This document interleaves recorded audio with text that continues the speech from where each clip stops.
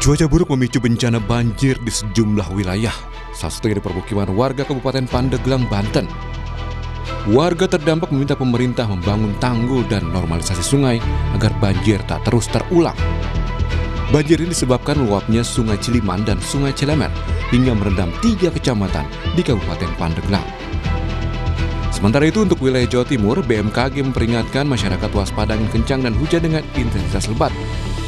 Diperkirakan puncak musim hujan dan cuaca ekstrim akan terjadi hingga 20 Januari. Untuk prediksi sendiri kita sudah mengeluarkan press release di mana prediksinya pada saat ini hingga 20 Januari 2026, tapi itu kemungkinan bisa juga dapat diperpanjang, itu tergantung nanti oleh dinamika atmosfer dan gangguan yang terjadi gitu Mbak. Jadi kita terus pantau. Di Jakarta, Gubernur Pramono Anung telah berkoordinasi dengan Badan Penanggulangan Bencana Daerah untuk memodifikasi cuaca selama 5 hari. Langkah ini dilakukan untuk mengurangi potensi terjadinya banjir dampak dari cuaca ekstrim yang terjadi di Jakarta. Adapun modifikasi cuaca rencananya hingga akhir pekan nanti. Saya sudah memerintahkan kepada Badan BPBD untuk melakukan modifikasi cuaca selama 5 hari ini. Karena memang data BMKG itu kurang lebih hampir sama dengan yang kemarin. Kemarin pun kalau kita tidak lakukan modifikasi cuaca sebenarnya dampaknya lebih dari yang sekarang ini. Tetapi karena sudah kami lakukan, bahkan kami sudah menganggarkan dalam waktu 30 hari ini, katakanlah kalau harus tiap hari modifikasi cuaca akan kami lakukan. Karena hitungan yang kami lakukan, dampak banjir dibandingkan dengan melakukan modifikasi cuaca, maka lebih baik dilakukan modifikasi cuaca. Tak hanya modifikasi cuaca, tapi gerakan bersih-bersih saluran air dan penghubung juga dilakukan sebagai langkah meminimalisasi terjadinya banjir. Wali Kota Jakarta Selatan, Muhammad Anwar menilai penyebab utama banjir di Jakarta Selatan adalah penyempitan kali di beberapa wilayah. Adapun solusi sementara yaitu membuat tanggul. Kemarin kita ketahui hujan 1 hari, ya, hujan tinggi, dan kami melihat masih ada genangan-genangan atau penyumbatan di tali air dari saluran. Yang pada hari ini kita kerjakan, memastikan minimalisir terjadinya genangan banjir warga, terutama akibat hujan lokal, ya, hujan kiriman. Kalau hujan kiriman kan kali kan agak sulit, ya, kiriman, tapi yang kita upayakan yang hujan lokal ini, ya. Terjadi hujan, warga tidak terdampak banjir, penyumbatan terutama saluran prasarana sumber daya air dan SDA.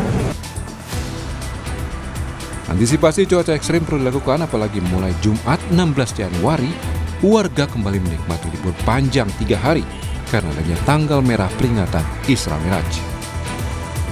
Tim Liputan Kompas TV. Warga akan kembali menikmati libur panjang mulai besok, Saudara, hari Jumat, seiring adanya peringatan Isra Mi'raj yang menjadi hari libur nasional. Namun tentu saja perlu ada antisipasi cuaca ekstrim di saat long weekend besok. Apa saja itu kita akan ulas bersama dengan Deputi Bidang Meteorologi BMKG, Kuswanto, dan juga ada staf khusus Gubernur DKI Jakarta, ada Ciko Hakim. Selamat pagi, Assalamualaikum Bapak-Bapak.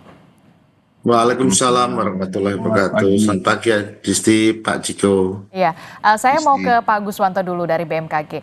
Dari BMKG memang sudah mewanti-wanti begitu ya, sudah memperingatkan adanya cuaca ekstrim yang akan terjadi sampai setidaknya di awal Februari. Nah, untuk persiapan long weekend besok nih, Pak Guswanto, apa yang perlu diantisipasi oleh warga khususnya di Jakarta, kemudian sekitarannya, misalkan di long weekend ini di Bogor, Bandung, Yogyakarta, dan juga biasanya juga di beberapa wilayah yang menjadi destinasi wisata, Pak Guswanto.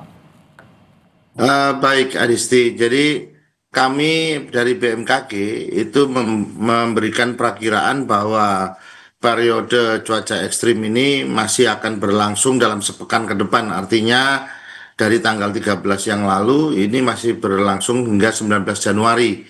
Ini cuaca seperti apa? Yaitu utamanya adalah hujan lebat hingga sangat lebat, dan ini hampir meluas seluruh wilayah Indonesia. Tapi khusus untuk DKI Jakarta ini juga masuk dalam satu provinsi yang perlu peningkatan kewaspadaan. Terutama kalau saya melihat ini kan DKI Jakarta itu secara normalnya dasarian normal bahwa puncak hujannya terjadi di dasarian 3 Januari sampai dasarian 1 Februari. Artinya tanggal 21 Januari hingga tanggal 10, paling maju atau mundur sekitar 3 sampai 5 hari ya. Ini yang kemudian saya juga melihat ada fenomena yang saat ini perlu kita cermati dari analisis streamline ataupun angin 3000 feet. Itu kami mendeteksi adanya konvergensi khususnya di atas Banten, kemudian DKI Jabodetabek dan Jawa Barat hingga Jawa Timur. Ini dengan kecepatan yang cukup lumayan yaitu berkisar antara 24 hingga 34 knot ya. Nah, ini juga akan memberikan dampak bahwa daerah-daerah yang saya sebutkan tadi itu akan memiliki potensi angin kencang.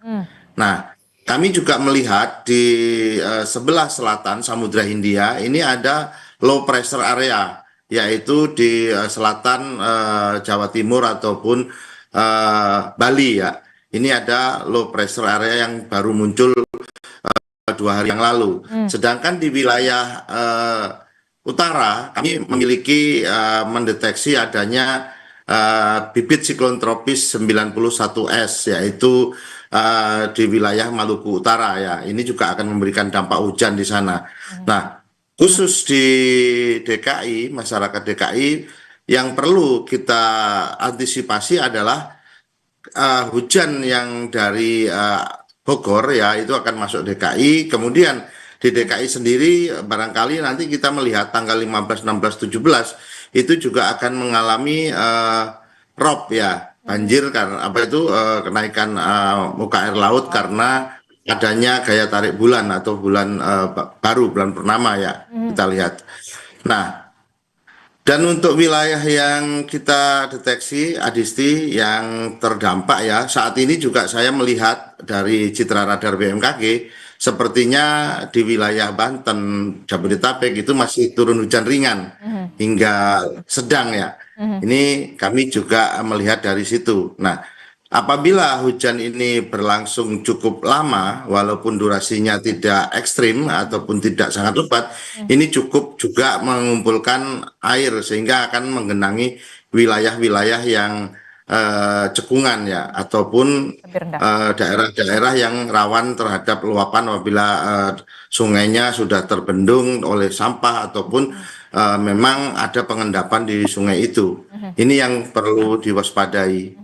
Oke, itu yang perlu diwaspadai. BMKG sudah mewanti-wanti begitu soal curah hujan yang tinggi, begitu termasuk salah satunya adalah wilayah Jakarta, Mas Ciko, yang perlu peningkatan kewaspadaan. Bahkan tidak hanya soal curah hujan, tapi di sana juga ada potensi banjir rob di wilayah pesisir. Nah, menghadapi long weekend besok begitu sampai nanti hari Minggu, apa yang sudah diantisipasi oleh Pemprov Jakarta untuk mengantisipasi banjir, tidak hanya soal curah hujan tapi juga banjir kiriman dari Bogor, termasuk juga soal banjirop, Mas Ciko?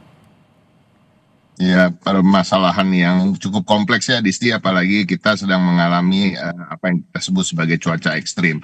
Dan ini bukan hanya terjadi baru-baru saja, tapi sepanjang tahun 2025 pun kita mengalami hal tersebut. Namun tentu Bapak Gubernur DKI Jakarta, Bapak Pramono Anung telah menyampaikan bahwa salah satu yang akan dilakukan adalah melakukan modifikasi cuaca tersebut. Dan kalau kita mau jujur, sepanjang tahun 2025 apabila itu tidak dilakukan kemarin, banjirnya akan lebih parah lagi dibandingkan apa yang terjadi di 2025 yang menurut kami cukup baik kita tangani.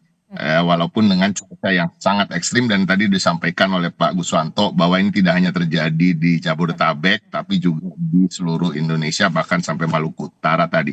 Dan artinya banjir sekarang sedang melanda, genangan-genangan air yang tinggi sedang melanda berbagai daerah masuk Jakarta tentunya. Dan kalau kita mau jujur kembali lagi, kenapa disebut ekstrim? Biasanya kan sebenarnya karena artinya kota tersebut atau wilayah tersebut memang kapasitasnya, kemampuan infrastrukturnya memang sudah tidak bisa mengelola banjir atau curah hujan yang begitu tinggi gitu. Kalau nggak salah ya Pak Bukwanto, nanti korek saya kalau Iya, salah, betul. 190 mm kalau nggak salah bahkan ya, 2 hari Betul, lalu Bung Viko. 170. Dan dimana kalau kita mau jujur 100 mm aja udah sangat tinggi curah hujan gitu. Artinya hampir 2 kali daripada yang disebut tinggi itu sendiri. Artinya Jakarta ini memang banyak sekali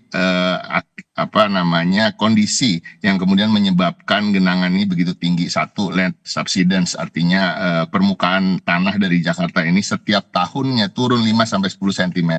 Khususnya di Jakarta Utara, Jakarta Barat, yang kemudian tadi dicampur dengan yang namanya banjirop akibat tadi tarikan dari bulan di tanggal 15, 16, 17 ke depan. Artinya Jakarta memang harus bersiap dan bersiaga, dan kalau kita bicara antisipasi tentunya bukan hanya Pemprovnya atau pemerintahnya, warganya juga akan melakukan juga begitu. Artinya satu, ketika kita tahu ketika hujan keras dan genangan akan terjadi, tentunya lalu lintas akan menjadi macet. Jadi kami menghimbau juga masyarakat yang memang tidak harus bepergian ya, harus itu kan biasanya untuk bekerja, sekolah, atau kan hal-hal yang memang harus dilakukan, silakan lakukan itu. Tapi yang tidak begitu penting untuk bepergian dari rumah, menahan dirilah kita di rumah. Mungkin Isra Miraj ini bisa berlibur dengan keluarga di rumah. Kemudian untuk juga waspada, karena kita tahu genangan ini juga menimbulkan banyak hal, Disti, yang sangat kita sayangkan. Ada bahkan yang meninggal karena arus listrik dan lain-lain, dan artinya kita juga harus menjaga dari kita. Jadi antisipasi ini dilakukan juga jangan hanya oleh pemerintahnya, tapi oleh warganya yang kemudian mencabut colokan-colokan listrik yang tidak dibutuhkan, dan apalagi ketika terjadi genangan. Jadi banyak sekali yang harapan kita bisa cuaca ini kemudian berangsur membaik, karena BMKG tadi dengan prediksinya yang biasanya kalau nggak salah kan memang bisanya seminggu ke depan ya Pak Guswanto ya. Betul, Kalau bisa untuk cuaca. Iya. ke depan lebih bagus. Cuma kan Iya. ini kenyataannya begitu, artinya kita harus bersiap. Tapi Pemprov DKI Jakarta memastikan melalui apa yang disampaikan oleh Bapak Gubernur bahwa untuk modifikasi cuaca ini bisa sampai 30 hari ke depan, bahkan lebih.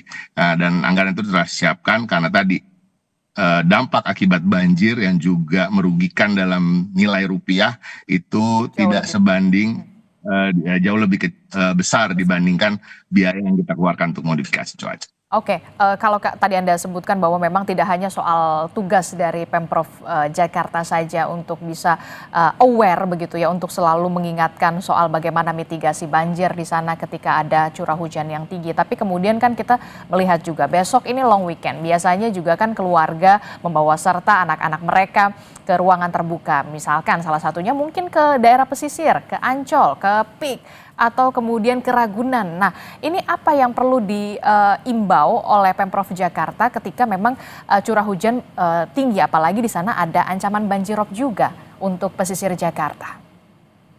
Sebenarnya begini kan, kita kalau saya adalah orang yang mungkin sebagian dari kita termasuk saya misalnya ketika ingin bepergian gitu pasti melihat ramalan cuaca. Ya kita harus membiasakan untuk menjadi orang yang proper dalam mempersiapkan apa-apa yang akan kita lakukan gitu ya. Kalau di luar negeri kalau nggak salah ya, bahkan ramalan cuaca itu betul-betul dilihat oleh warganya gitu, dan itu menjadi segmen tersendiri, Disti. Kalau di televisi biasanya ramalan cuaca, kita udah lama nih di Jakarta nggak melihat ramalan cuaca menjadi segmen yang cukup panjang gitu.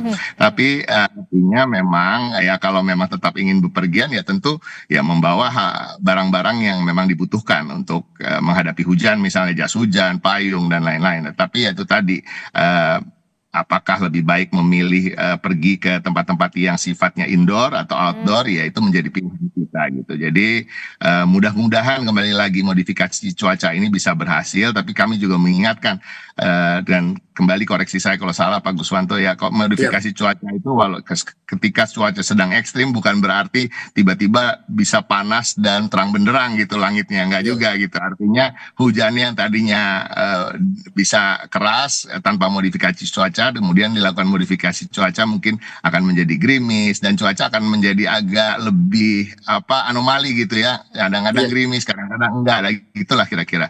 Dan tetap harapan kami kita semua bersiap berjaga, dan karena Pak Gubernur juga sudah menginstruksikan pada Dinas Sumber Daya Air, Dinas Gulkarmat, Dinas Pertamanan, yang kemudian tentunya Dinas Perhubungan terkait dengan arus lalu lintas dan lain-lain, untuk semua berjaga, dan seluruh jajaran termasuk pasukan oranye, pasukan warna-warni yang kita miliki untuk berada di lapangan dan memitigasi apabila ada yang perlu dilakukan. Oke, saya tertarik dengan kalimat Pak Pramono yang mengatakan kita sudah menyiapkan anggaran untuk memodifikasi cuaca begitu, daripada kemudian anggarannya jauh lebih besar ketika memang ada penanganan banjir. Ya, saya sepakat soal itu. Tapi saya ingin ke Pak Guswanto. Pak Guswanto, seberapa efektifkah kemudian modifikasi cuaca ini bisa meminimalisasi, tadi disebutkan seharusnya hujannya begitu deras, ternyata kalau memang modifikasi cuaca berhasil begitu ya, ya hujannya ya jadi rintik-rintik lah, nggak begitu deras banget. Nah, seberapa efektifkah kemudian modifikasi cuaca bisa meminimalisasi soal dampak dari banjir ini, Pak Guswanto? Ya, baik Adisti, saya sepakat dengan yang disampaikan Bung Ciko. Ternyata data di kami pun juga sama. Jadi untuk efektivitas modifikasi cuaca itu yang menurunkan dari awan-awan konvektif ya, bukan karena ada badai siklon ya atau siklon tropis, itu khusus modifikasi cuaca saat ini efektivitasnya datanya berkisar antara 25% sampai 35%. Artinya tadi menurunkan intensitasnya secara gradual. Jadi kalau dia modifikasi cuaca hujannya kita prediksi itu lebat, dia akan menurun menjadi sedang. Nah, kalau sedang dia hanya menjadi hujan ringan. Itu yang menjadi kunci dulu pemahaman, karena modifikasi cuaca itu prinsipnya adalah mengurangi intensitas hujan dari ekstrimnya. Namun di sisi yang lain, pada saat kita di musim kemarau, modifikasi cuaca akan bersifat yang lain. Dia diminta untuk menurunkan hujan. Ya, kalau di sini mengurangi yang tadinya hujan tadi itu mungkin potensinya adalah lebat, jadi sedang seperti itu. Itu adalah dua sisi mata uang. Modifikasi cuaca digunakan untuk mengatur pada saat kita bencana hidrometeorologi basah, artinya seperti musim hujan ini kita kurangi. Tapi pada saat musim kemarau tentunya kita menambah curah hujan untuk misalkan mengisi apa. Jadi efektifnya berkisar antara 25 sampai 35%. Dan saat ini memang sudah dilakukan Adisti di Homebase di Halim sejak tanggal 12 Januari yang lalu, dan ini seperti perakiraan cuaca dia akan bersifat buka tutup, artinya perakiraan cuaca kami sepekan ke depan itu memprediksi seperti itu. Maka ini perlu dilakukan. Nanti apabila dalam sepekan ke depan itu sudah menurun, ya tentunya modifikasi cuaca juga akan tidak dilakukan, karena unsur efektif dan penggunaan anggaran itu juga menjadi landasan kita bersama dalam melakukan kegiatan modifikasi cuaca untuk bencana hidrometeorologi basah. Nah, kembali lagi Adisti, barangkali saya menyampaikan sedikit tadi yang Bung Jariko sampaikan, Bung Ciko, bahwa ini daya tampung, daya dukung itu yang harus kita lihat kembali.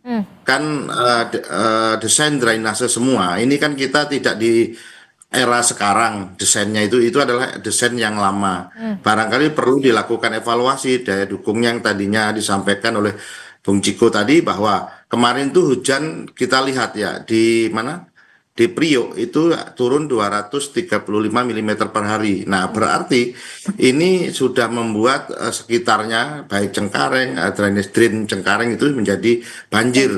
Nah, ini juga ya ini perlu juga dievaluasi, karena itu curah hujan sekitar 235 mm per hari. Ya, barangkali desainnya yang dulu itu barangkali hanya 100 mm atau 150 mm per hari daya dukungnya. Berarti ini perlu melakukan evaluasi kembali, semampukah seperti itu. Itu Adisti. Oke, bagaimana Bung Ciko, harus ada evaluasi kembali ketika memang curah hujan yang cukup tinggi begitu ya, sampai 235 mm. Apakah kemudian ada perintah khusus yang kemudian dilakukan oleh Gubernur DKI Jakarta Pramono Anung kepada wali kota begitu ya, khususnya di wilayah Jakarta Utara misalkan, termasuk juga soal pengerukan kali mungkin, kemudian pembersihan gorong-gorong, atau kemudian tadi evaluasi secara menyeluruh? Sebenarnya yang pasti memang di tahun ini Disti kita mempunyai anggaran terkait dengan pengendalian banjir itu hingga 3 triliun lebih. Oke. Artinya memang itu sudah menjadi program yang akan kita lakukan. Tapi kita tahu sekarang masih tanggal 15 Januari ya 2026, dan memang biasanya pekerjaan-pekerjaan itu dimulai antara bulan Februari dan bulan Maret. Dan memang salah satunya tadi yang disampaikan oleh Pak Guswanto, dan memang itu sudah menjadi catatan bagi kami. Memang saluran drainase yang selama ini memang tidak bisa menampung apa yang tadi terjadi beberapa hari yang lalu, itu harus diperbaiki. Normalisasi sungai juga begitu. Termasuk kita harus melakukan relokasi bagi warga-warga yang masih tinggal di bantaran kali dan lain-lain. Jadi banyak kali dalam tahun ini yang memang akan dilakukan, dan karena ini memang adalah tahun anggaran baru, tahun baru bulan Januari, karena memang pekerjaan-pekerjaan itu akan dimulai segera, namun memang belum sempat dimulai, dan mudah-mudahan nanti ini dalam waktu dekat tentunya solusi-solusi jangka pendek, jangka menengah, dan jangka panjangnya akan bisa dilakukan. Jadi banyak sekali kalau kita bicara soal utara misalnya, bagaimana caranya untuk menghadapi banjirop, ada giant seawall yang tentunya akan dibangun, dan semua akan dimulai pada tahun ini, dan mudah-mudahan kita semua bisa melalui apa yang dekat dulu nih weekend ini yang seperti disampaikan oleh Disti, dan mudah-mudahan modifikasi cuacanya itu berhasil. Jadi cuaca ekstrimnya mudah-mudahan tidak banjir hujan yang deras, tapi hujan yang sedang, artinya kemudian setelah dimodifikasi bisa menjadi hujan yang ringan. Jadi kita berharap dan berdoa tentunya. Nah, kalau fenomena alam kan ini kan kita hanya bisa berharap dan berdoa dan berupaya, dan upaya yang paling masuk akal sekarang selain tadi perbaikan drainase, saluran dan lain-lain, tentunya juga modifikasi. Oke, kalau soal cuaca ya mau apa dikata begitu ya kan, kita cuma bisa kemudian memitigasi supaya kemudian banjir itu tidak terlalu parah di beberapa wilayah di Jakarta. Nah, terakhir saya ingin tahu dari Mas Ciko sendiri dan juga nanti ke Pak Guswanto, imbauan khusus dari Pemprov untuk kepada warganya, apalagi besok long weekend, termasuk juga soal apa-apa saja yang memang seharusnya harus diantisipasi oleh warga Jakarta. Tidak hanya warga Jakarta sebenarnya, kalau warga-warga di luar Jakarta mungkin mau ke Jakarta, apa yang harus dilakukan? Yang pasti satu, kita harus selalu memantau, kita menghimbau Bapak Gubernur Pramono Anung mengajak masyarakat untuk sama-sama bersikap waspada menghadapi cuaca ini. Satu, lihatlah ramalan cuaca secara berkala yang memang kita sekarang bisa lihat di internet, bisa lihat di mungkin website atau kanal-kanal media sosial BMKG maupun Pemprov Jakarta, dan tentunya curah hujan itu juga bisa dilihat dari linknya Dinas Sumber Daya Air di Instagram dan kanal-kanal medsos lainnya. Itu yang pertama. Yang kedua tentunya ketika kita sudah tahu cuacanya akan seperti apa, ya kita sesuaikan bagaimana jadwal kita, bagaimana tempat-tempat yang akan kita kunjungi untuk kemudian bisa terhindar dari satu, banjir, genangan air, kedua, macet, yang kemudian juga ketiga, kalau kita tahu kan banjir, genangan air juga menimbulkan banyak penyakit. Mari kita jaga juga keluarga kita, anak-anak kita, dan kita berharap supaya cuaca ini akan menjadi lebih baik di minggu depan. Oke, terakhir Pak Guswanto, apa yang menjadi imbauan dari BMKG tidak hanya soal Jakarta, tapi juga biasanya tujuan untuk long weekend ada di Puncak, Bogor, Jawa Barat, kemudian ada di Bandung, dan kalau lebih sedikit ya di Yogyakarta. Baik, Adisti. Jadi ada hal-hal yang perlu diperhatikan. Yang pertama, banjir bandang tanah longsor itu kan terjadi perbukitan atau bantaran sungai. Nah, lokasi-lokasi ini barangkali perlu kita hindari. Jadi hindari wisata alam yang berisiko. Artinya seperti ke pegunungan, kemudian ke air terjun atau sungai yang dimana biasanya kita arung jeram ya. Dan pantai dengan ombak yang tinggi. Saat ini kami juga mendeteksi beberapa area itu gelombangnya juga di atas 2 meter ya. Kemudian ya, setelah menghindari wisata alam yang berisiko, tentunya kita harus memilih wisata yang destinasinya aman ya. Misalkan wisata indoor sambil berolahraga, kita main padel dan lain semuanya, itu kan salah satu juga wisata ya. Ataupun pusat-pusat kota ya, misalkan kita melihat ke museum-museum itu juga adalah wisata-wisata yang aman. Kemudian kita juga harus memperhatikan perakiraan cuaca ya, tadi sepakat, jadi kita harus merubah mindset, tidak mengabaikan bahwa informasi cuaca ya begitu saja, tidak. Jadi ini informasi cuaca kita gunakan untuk kehidupan aktivitas sehari-hari, ini perlu kita lihat. Kemudian kita juga harus memiliki rencana cadangan, artinya jangan memaksakan perjalanan jika hujan sangat lebat dan ada peringatan dini untuk banjir ataupun cuaca ekstrim.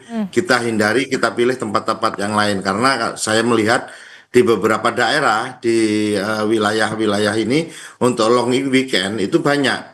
Misalkan kita lihat seperti Cinangka Serang, kemudian banyak lagi ya, Waru, Bukit itu bisa kita lihat. Jadi pilih wisata yang aman, utamakan keselamatan daripada kita kesenangan. Oke. Demikian, Disti. Utamakan keselamatan daripada kesenangan. Terima kasih Deputi Bidang Meteorologi BMKG Pak Guswanto dan juga ada staf khusus Gubernur DKI Jakarta Mas Ciko Hakim telah bergabung bersama kami.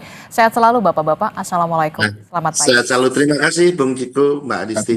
Bagus. Iya.